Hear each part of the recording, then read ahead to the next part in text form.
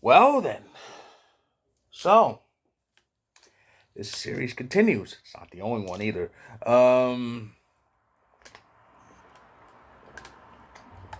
So, Dallas did it.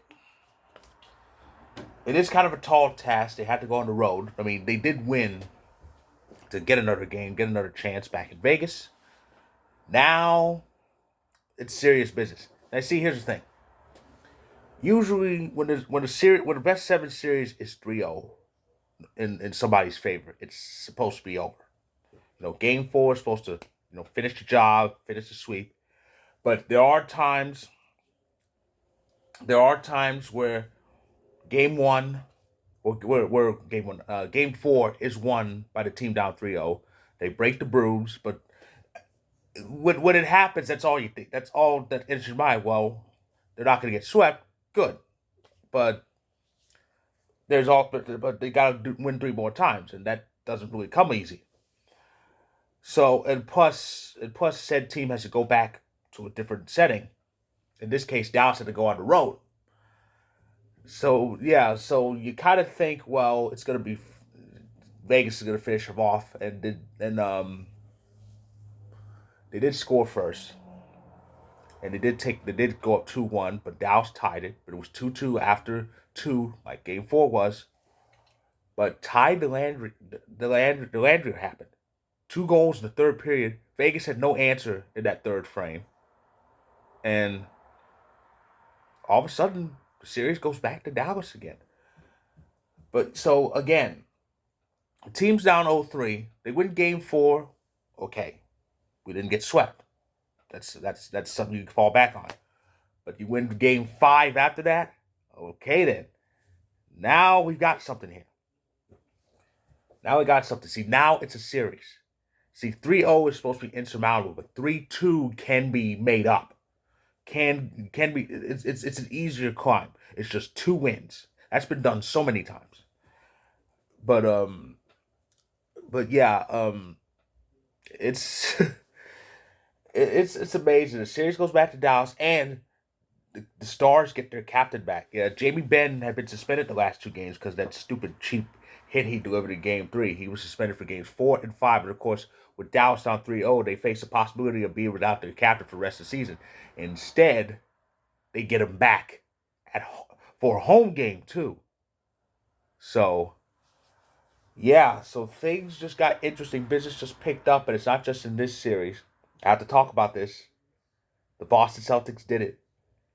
They forced a game seven, a game winning layup at the buzzer. They became the fourth team in NBA history to force game seven after falling behind 3 games to none. Now, none of the previous three won game seven. We are still waiting for our first reverse sweep in NBA history. We could get that because game seven's back in Boston. So, my goodness, if the Heat blow this, that's not gonna be good look. But back to the subject at hand. Um, this the climb is not so insurmountable now. There's a good chance they can climb out of this because they have game six at home. They have game six at home. They win that. They are one more trip back to Vegas. Also, as a result of as a result of Dallas's victory, it is official. Regardless of what happens Monday, the Stanley Cup Final will start a week from tonight.